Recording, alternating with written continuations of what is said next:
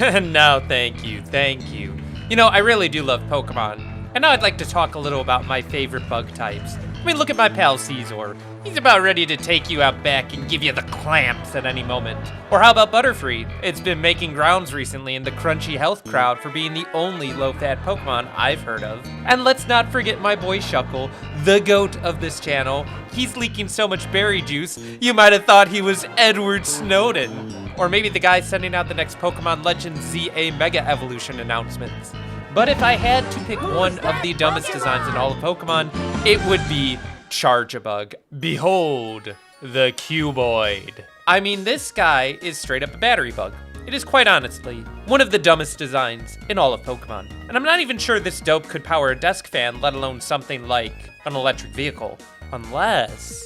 What is Charjabug? Charjabug is a bug electric type that was introduced in the 7th generation of Pokemon, Sun and Moon, and follows the line of the introductory bug type Pokemon that the player encounters very early into their game. It evolves from Grubbin at level 20, which is a bit later than its contemporaries from previous generations like Caterpie or Wurmple, but it comes equipped with nearly double the stats of the other mid-evolution starting bug types. In Sun and Moon, it has a special evolution condition that allows it to immediately evolve on level up. Like Magneton and Nosepass from Generation 4, it will evolve into a Vikavolt in a special magnetic field. These are specific locations where the magnetic field is strong, and that's a nod to how electric fields and magnetic fields are intertwined. This can be found at the Vast Pony Canyon, which is way at the end of the game, really making you wait for that 145 special attacking bug electric type. Unfortunately, this mechanic was removed in later games, and the evolution method was changed to a simple Thunderstone, which is a little lamer, but much more streamlined. But before we go any further, this video is sponsored by the electric vehicle industry for giving me a full-time job so that I don't rely on YouTube as a sole source of income. But we're not thanking the Muskratata Spurg himself, no, because Tesla is one of my competitors, and I haven't liked their cars for a long while. My company actually hires Americans to make electric vehicle batteries in the US, unlike Tesla, who would prefer H-1B visa workers. So for those who don't know, I'm an engineer. I've worked at NASA, National Labs, and semiconductors, and now I'm taking a stab at the electric vehicle industry because when you're a physicist at heart, you want to learn more about how everything in the world works. And funnily enough, this has been one of the most enjoyable job experiences so far, considering it's an emerging technology that not everyone knows about. And that's the point of this video, to take something I love as a hobby and combine it with something I do on a daily basis at work.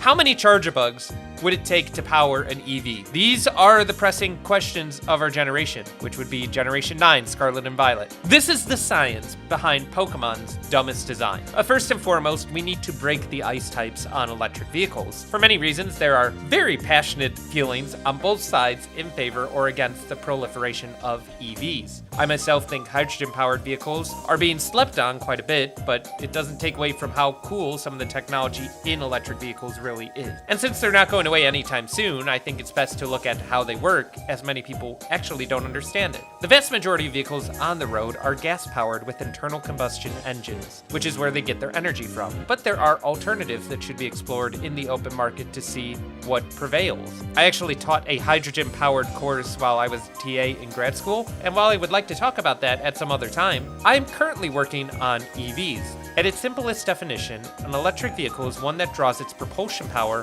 from electrical energy. This electrical energy turns a motor, and this comes from the specific chemical energy that's generated in a chemical reaction taking place in the battery cells. You've probably heard of lithium ions before. Lithium is the third element on the periodic table, and it happens to have very high energy density, relatively lightweight, and a willingness to give up their valence electron. But how is an electric vehicle battery even made? Well, it comes down to a process that can be broken into 3 steps: electrode, assembly, and formation. Electrode is the basis for the battery cell, where raw materials are mixed into a slurry and then pasted against aluminum or copper foil to make a cathode, or plus side of the battery, and an anode, the negative side of a battery. Then through a series of roll presses, the foil is spun into what becomes the internal layers of the battery, known as monocells. These monocells are then notched and dried into the shape the battery will be, then will be laminated and stacked to form a complete cell before they're packaged with electrolyte into either a cylindrical pouch pouch or newer prismatic model. The cells then move over to the process that I personally oversee, which is formation. The formation of the lithium-ion battery is where the cell really comes to life because it receives its first charge.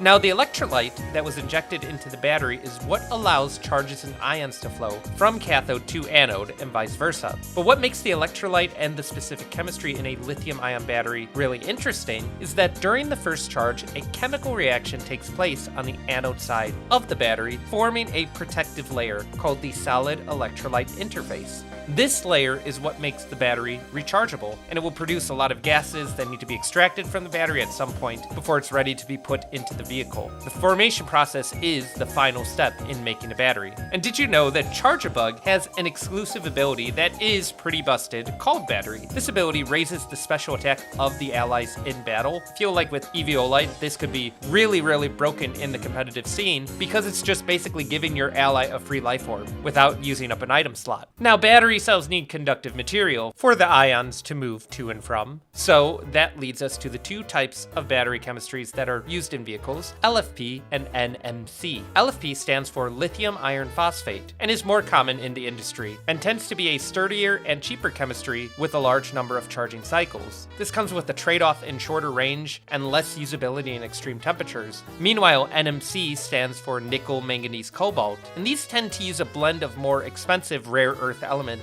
to create high-performance battery cells with higher range and better stability in adverse temperatures, but a shorter amount of charging cycles before degradation begins to set in. So what does this have to do with the goofy goober that is Charjabug? Well, given its design, I think we're able to pin down a few details. First off, the cuboid shape of our little buddy indicates that he would be among the prismatic battery types. As I mentioned before, prismatic batteries are the newer designs of battery cells that are fully contained. They have the highest efficiency, and that's the direction the battery industry is trending to improve the range and weight compared to internal combustion engines.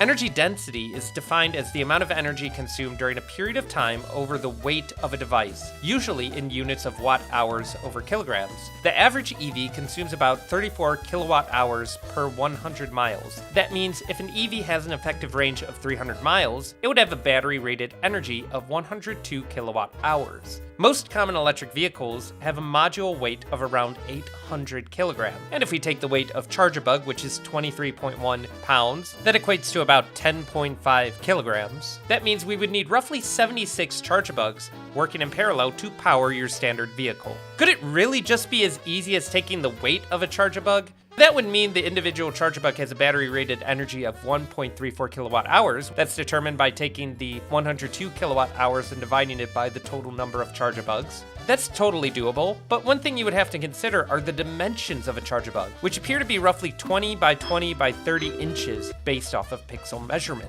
This means the volume of a single Charjabug module would be 12,000 cubic inches, which is nearly 7 times larger than the average car battery. Take a look at some of the largest electric vehicles on market right now and increase their size 7-fold. I'd prefer to stick away from metrics akin to Wario being 10 feet tall, so let's take a closer look at the dimensions of the average electric vehicle pack. The volume of battery packs for common electric vehicles with 300 miles vary, but they tend to be a little over 47,000 cubic inches. That means you could probably fit 4 Charjabugs in there, with them being squeezed all nice and good, which is a far cry from the 76 that would be needed to fit the weight calculation. However, don't fret, because this is Pokemon. We've seen electrodes, evolution of Voltorb, this time not the part of the battery manufacturing process, power entire buildings. Electrode has access to one of the most famous electric type attacks, Thunder, which Charjabug also shares. Since Charjabug just has slightly weaker special attack when its battery ability is activated compared to Electrode, one can assume that 4 Charjabugs would be enough to power one vehicle.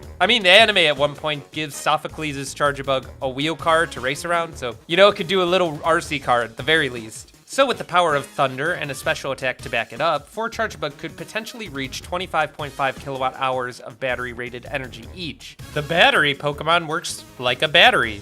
Shocking, isn't it? Now, all we have to do is patent this technology, introduce it at work, and I can retire early. Thank you so much for watching. If there's any more signs of Pokemon you would like to see, let me know in the comments below. God bless, and I'll see you all next time.